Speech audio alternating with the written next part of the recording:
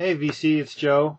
I forgot to put on background music, but the music always seems to come out really crappy when I make these videos anyway. So uh, this is going to be a quick and dirty. That's what they say in like computer stuff. Quick. Anyway, this is going to just be a crappy video, so sorry. Focusing on some stuff I just picked up. I'm not organized enough to. One day I'm going to make organized, thoughtful videos of specific groups and specific albums that I want to highlight. I'm sort of going to show off some records that I just got. Also, I'm a sucker for grab bags and prizes and cereal boxes and stuff like that. I think that's the thing that drives me for going to thrift stores and looking for records. I mean, so many times it's a complete waste of time and gas and everything else. But occasionally there's a prize at the bottom of the box. I feel sorry for kids today. They grow up without, prizes in boxes, in cereal boxes. I guess they were already getting less good by the time I was a kid than they had been, a few years previously. And I guess there was a time when that one candy, I forget what it's called now, had good prizes in the box. Those, when I was a kid, were already really shitty. I'm going to show some records. Here's a record I just played. Miss Butters, The Family Tree. This is psychedelic pop rock, heavily influenced by the Beatles. I mean, this really sounds like the most Beatles-esque, not necessarily the vocals, but some of the neat sound effects that they did stuff with. And it's sort of a thematic album about this Miss Butters woman. I haven't really paid attention to the lyrics, but I guess I've listened to this maybe 1.5 times now. But I picked up this in a collection. It's in really nice shape. It's an interesting one that I don't see mentioned in the VC. Okay, now here's some stuff I picked up today. And again, I forgot to bring my phone with me, and thus I was without any connection to whether or not these things were any good or if they were worth even $1. Some of them, I had ideas about and some not. But this looked like it might be interesting. Dan Hicks and his Hot Licks. Where's the money? Yeah. And this is on Blue Thumb and ABC. Really, really dirty shape. I'm going to try cleaning it up, see what I can do with it. But it looked interesting. I like this sort of a different kind of a gatefold. I like this, the guy wearing the gorilla head. Anyway, let's see. I have another record by the Swingle Sisters that's sort of interesting. And this is them with the Modern Jazz Quartet. They do an interesting collection of stuff on here. I haven't listened to any of these yet, but I was so on the fence about this. I probably shouldn't have gotten it because it's probably not going to be great, but I was intrigued and curious. I love stuff like this. This is stereo checkout. It's like a stereo test record.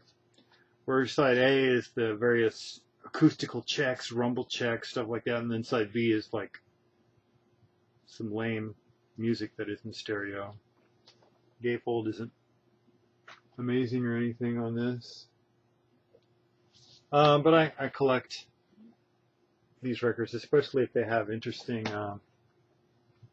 graphics on them. Or this I got, occasionally I get things just hoping that they'll be worth something that I could sell to buy more records. Sort of like someone becoming a drug dealer so that they can have money for drugs. Sort of the same thing here.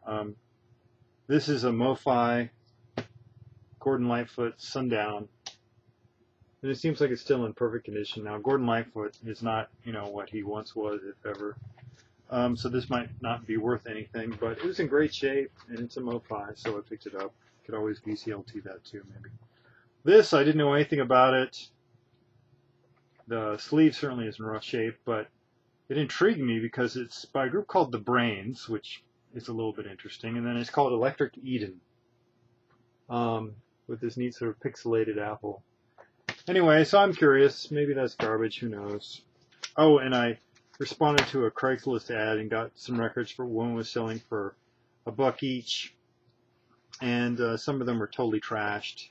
And she also had a turntable she was trying to sell that I didn't need, that was not in great shape. But I ended up picking up $5 records from her just because I felt bad. Because, well, anyway, she's moving. She's older than me. ABBA Greatest Hits. Hendrix. I guess this is Cry of Love. This is fixed with Stereo Revolver.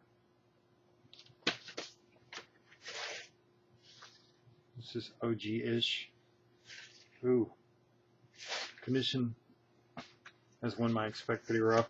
So this is the kind of shit that happens to me, or that I do with some frequency, that, you know, Joni Mitchell Blue. Maybe this will be an upgrade for the copy that I have. Jefferson Airplane, bless his point little head. Oh, I have a few different Buddy Holly collections. I didn't get this today, but like I'm trying to go through, and I have like 3 Buddy Holly collections. So I'm going to figure out which is the best one I have and get rid of the other ones.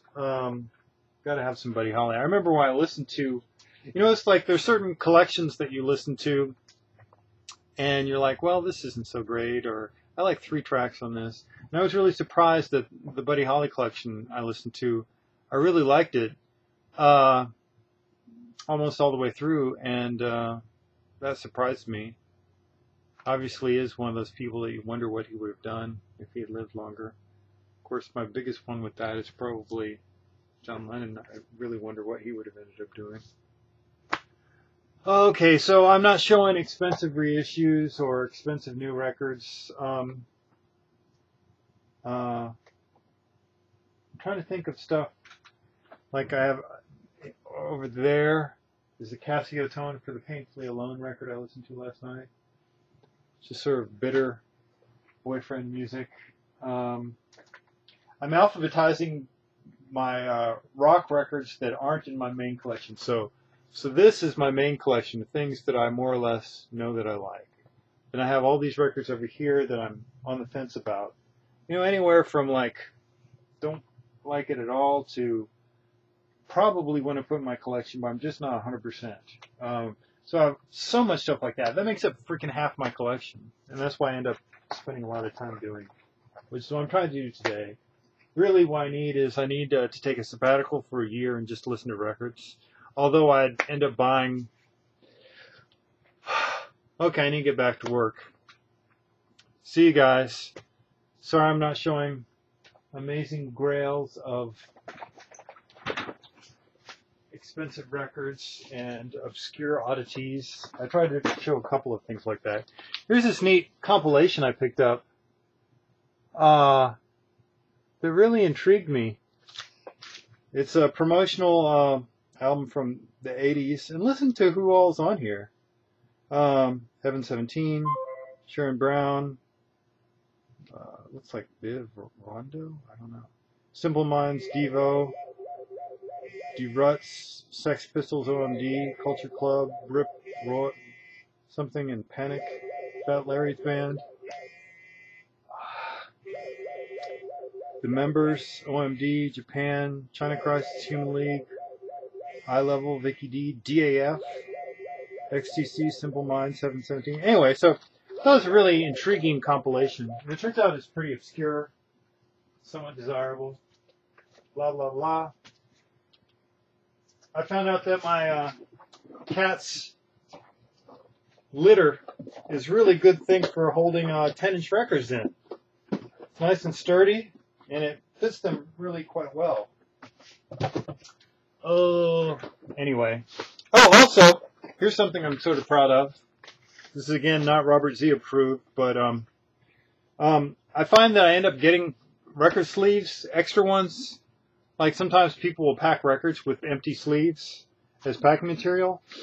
And occasionally I end up with records that don't have sleeves. And sometimes they're in nice condition. So what I have started doing is cutting out this so that I can see what the actual record is. And I think these are sort of funny artifacts afterwards then. Anyway, so that's a tip for me here in the VC for people who collect cheap records and do garbage bargain shopping. Sorry. Thanks, guys. Bye.